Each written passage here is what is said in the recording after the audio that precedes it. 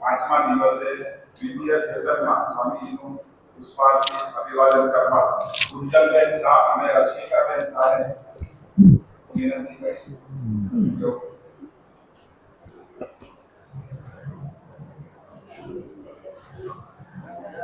રશ્મિકાબેન આપ પણ પુષ્પાર્ચન. ત્યારબાદ સમાબેન ભટ્ટ અને માલતીબેન મહેતાને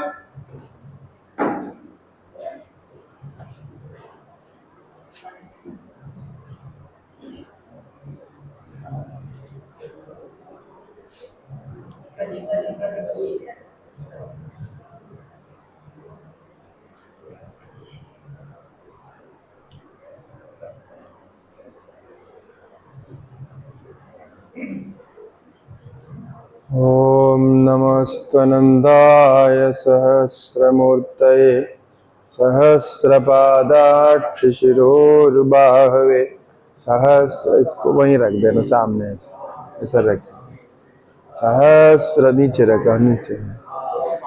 नमः.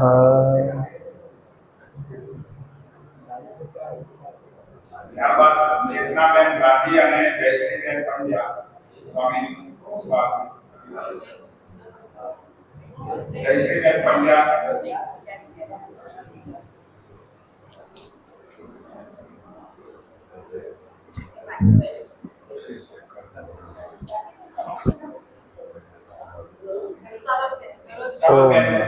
ओम.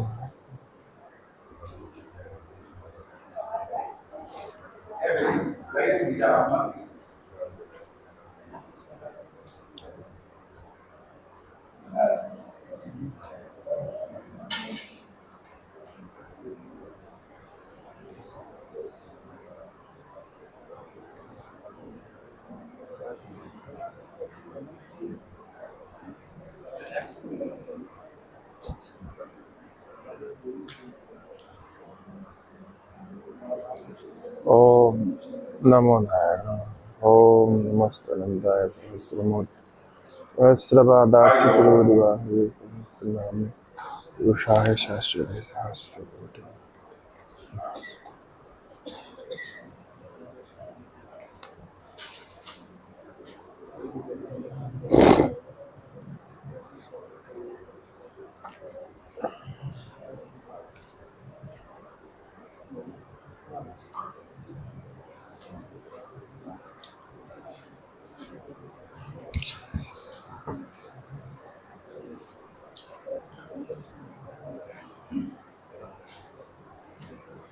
श्रुतिस्मृतिपुराणानामालयं करुणालयं नमामि भगवत्पादं शङ्करं लोकशङ्करं शङ्करं शङ्कराचार्यं केशवं बादरायणम् सूत्रभाष्य कृतौ वन्दे भगवन्तौ पुनः पुनः.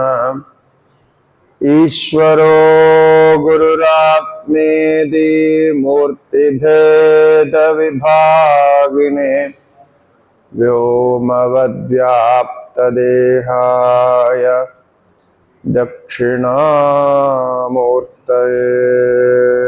नमः. श्री दक्षिणामूर्तये नमः. श्री गुरुभ्यो नमः. हरि ओम. ओम अग्ने नयः सुपथाराये अस्मान् विश्वानि देववयुनानि विद्वान्.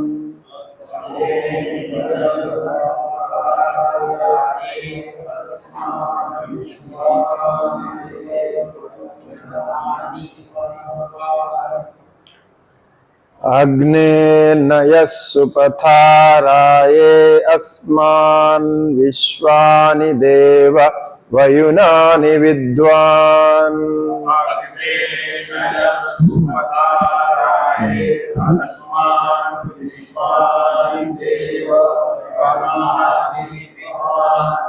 योऽध्यस्मज्जुहुराणमेनो भूयिष्ठां ते नम उक्तिं विधेम।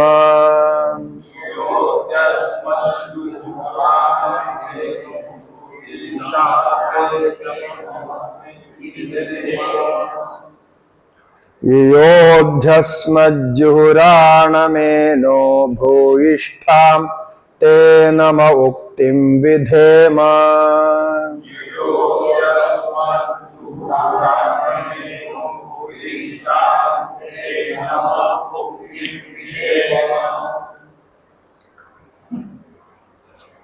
सत्य धर्म साधक अपनी अंतिम क्षण में स्वइष्ट देवता, उपास्य देवता जो सविता है, उनके सामने ये प्रार्थना कर रहे हैं, ये अनुरोध कर रहे हैं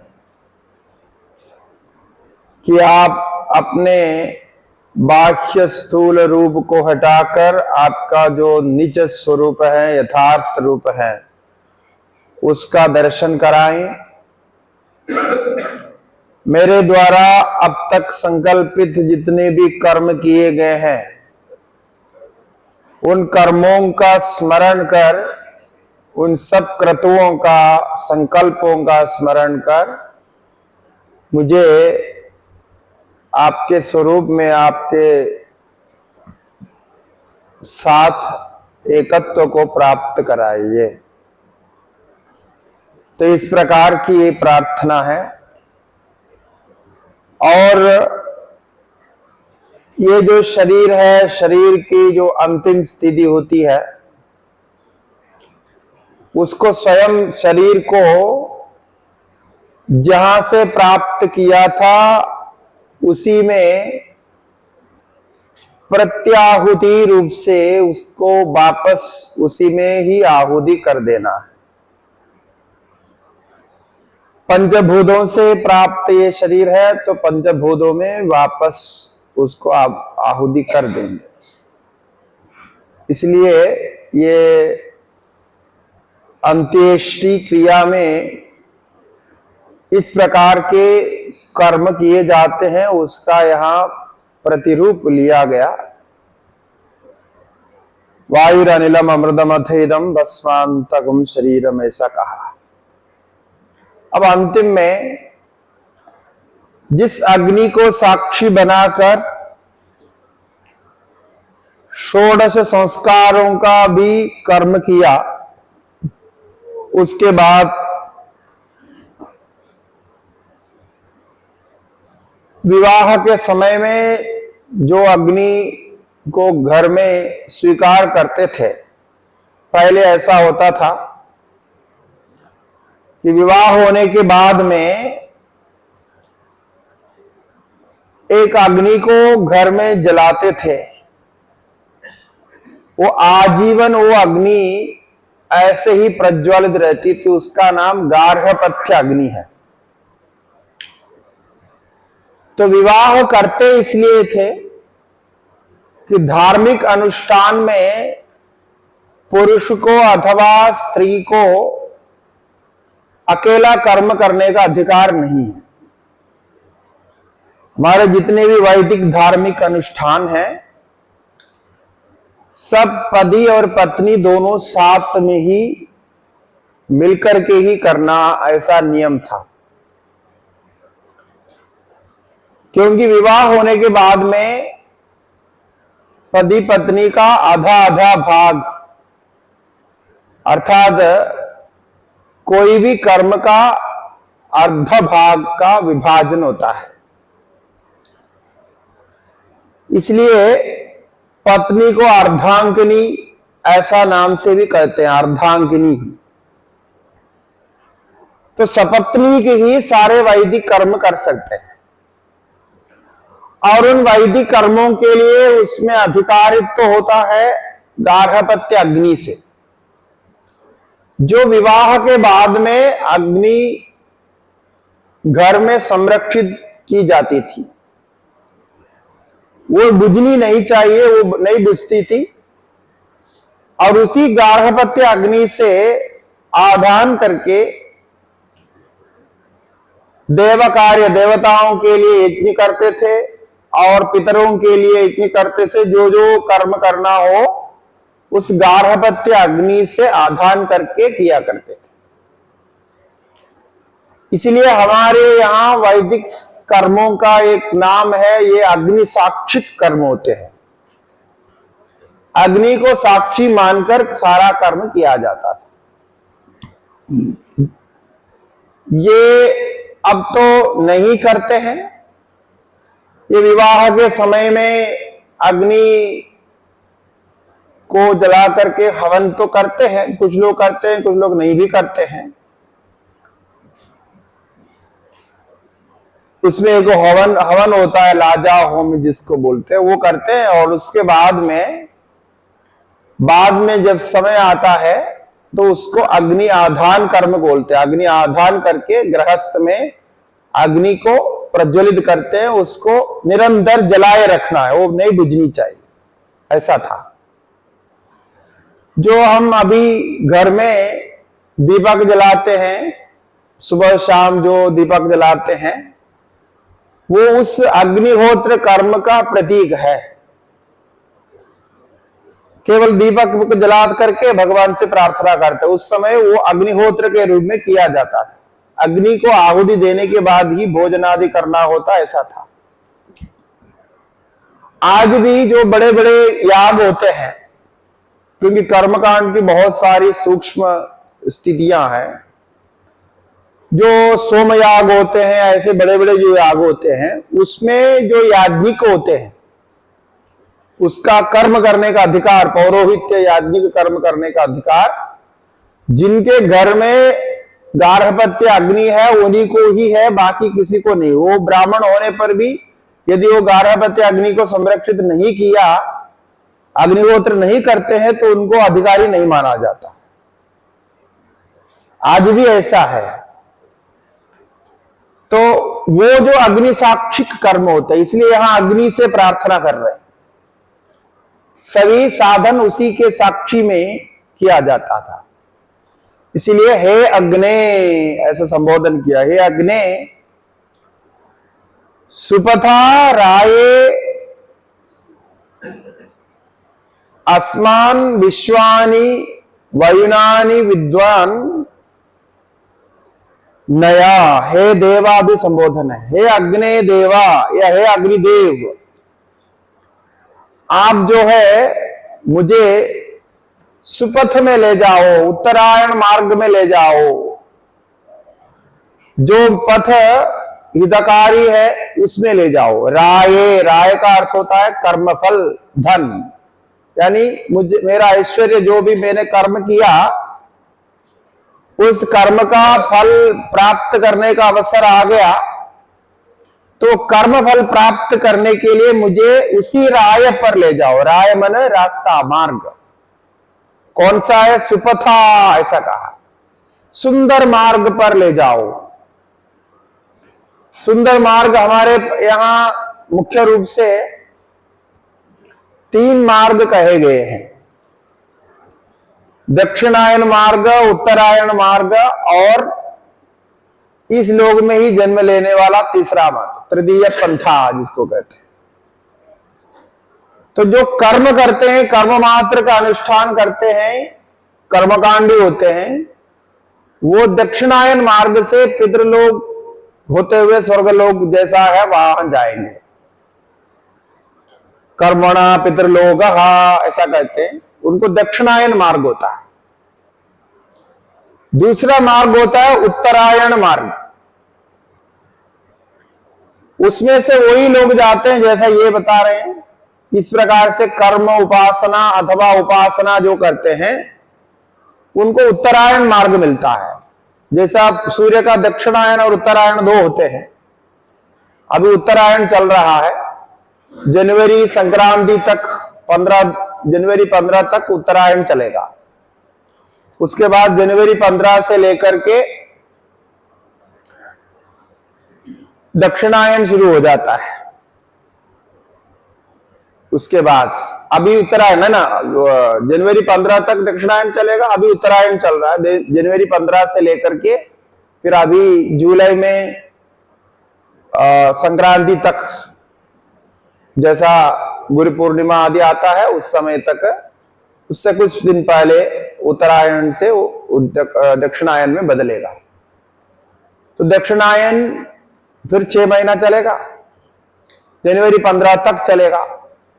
ऐसा 6 महीने का दक्षिणायन, 6 महीने का उत्तरायण होता है। सूर्य दक्षिण की ओर जाते हैं तो दक्षिणायन, सूर्य उत्तर की ओर जाते हैं तो उत्तरायण, ऐसा होगा। तो ये दोनों मार्ग है। तीसरा मार्ग है तृतीय पंथा बोलते हैं, जिनका कोई ऊपर नीचे जाना नहीं होता, कोई कर्म आदि नहीं किए, जो सामान्य प्राणी हैं, पशु पक्षी आदि, जो कीड़े पतंगे आदि है, वो तो यही जन्म लेते हैं, बाद में यही मरते हैं, फिर यही जन्म लेते हैं, ऐसा होता है। उनको कोई ऊपर गति आदि कुछ होते हैं, तो वो कोई कर्म किया ही नहीं, इसलिए उस प्रकार की गति नहीं होती है, ऐसा शास्त्र में कहा है। फिर ये जो ब्रह्मज्ञानी होते हैं, वो उनके गति तो बिना मार्ग के होते हैं, क्योंकि न तस्य प्राणा उत्क्रामन्ति, ऐसे गति है उनकी। वो तो शरीर त्याग देते हैं, बस इधर ही लीन हो जाते हैं, कोई मार्ग नहीं जाते हैं। तो ये दक्षिणायन और उत्तरायण मार्ग में श्रेष्ठ माना गया है उत्तरायण मार्ग को। तो उत्तरायण मार्ग ब्रह्मलोक तक जाता है, उसका बहुत दूर तक पहुंचा है। इसीलिए जो उपासना कर्म करते हैं वो चल करके ब्रह्मलोक तक पहुंच जाते हैं।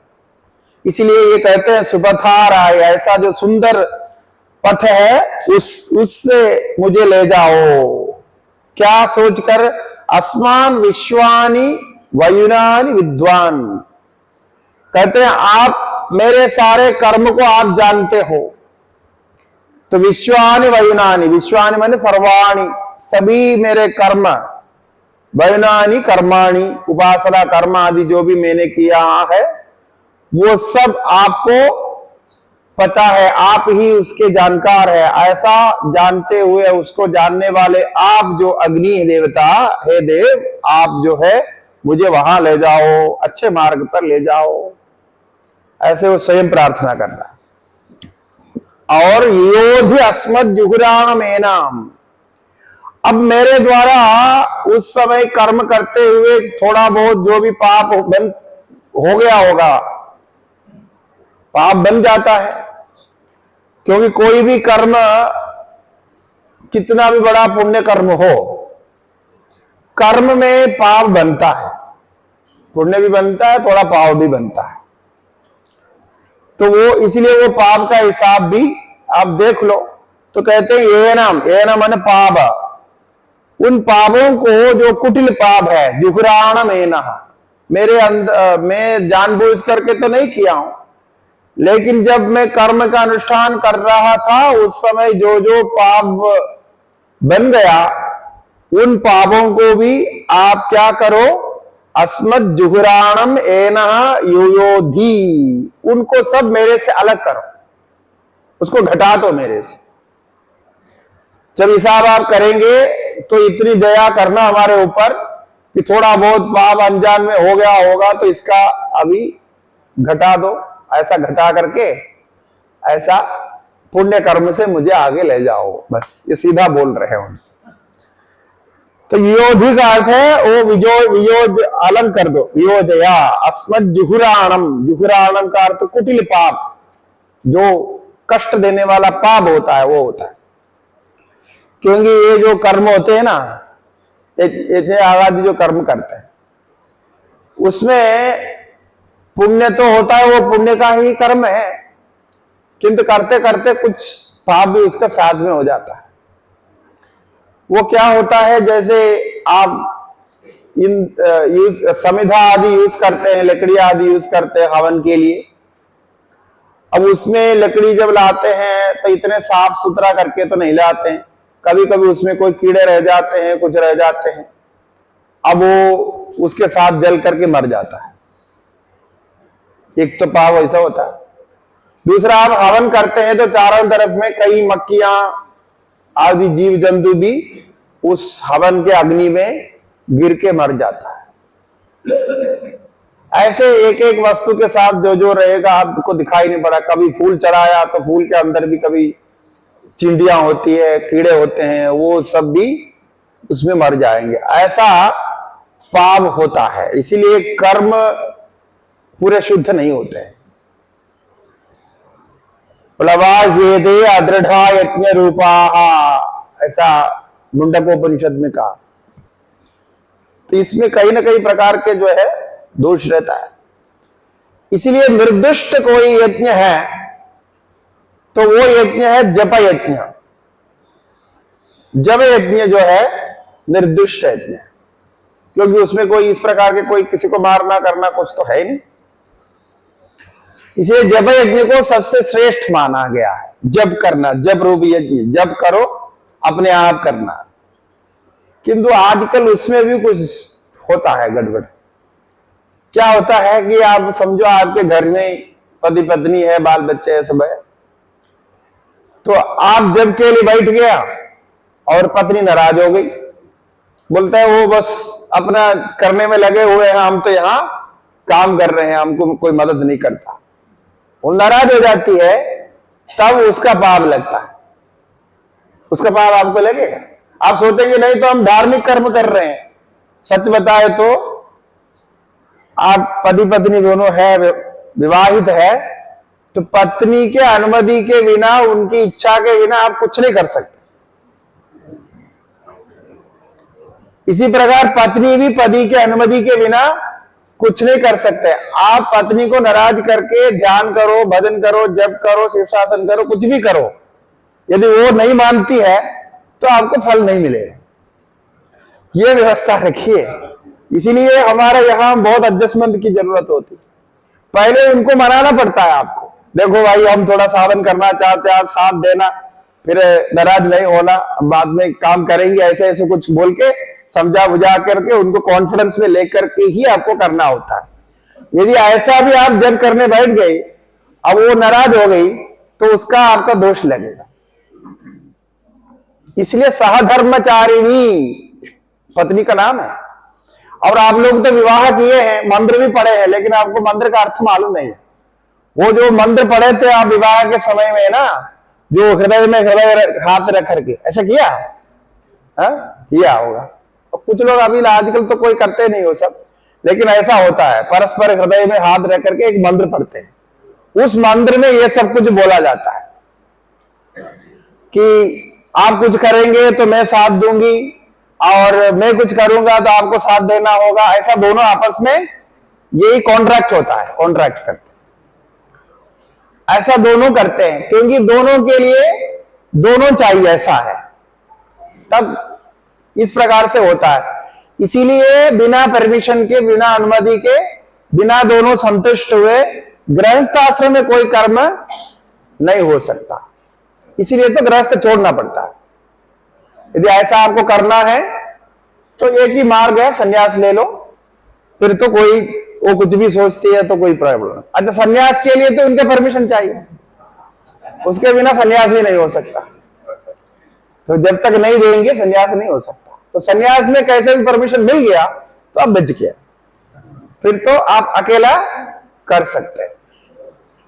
इसीलिए अग्नि के संबंध में जो जो कर्म होता है, वो सारे कर्म में कहीं ना कहीं कुछ ना कुछ पाप छोटा मोटा हो ही जाता है। तो उसको लेकर के ये कह रहे हैं अपने आप, उन पापों को भी मेरे से अलग करके जो मेरे अच्छे कर्म हैं उनका ही आप हिसाब रखिए। और भूयिष्ठाम ते नमः उक्तिम विधेमा, मैं इस समय इस बिस्तर में लेटा हुआ और कोई आपका उपचार नहीं कर सकता हूं, और कोई सेवा मेरे से अभी नहीं हो पाएगी, तो मैं आपको बार बार भूयिष्ठ मैंने बहुत सारे नमस्कार प्रणाम समर्पित करता हूं।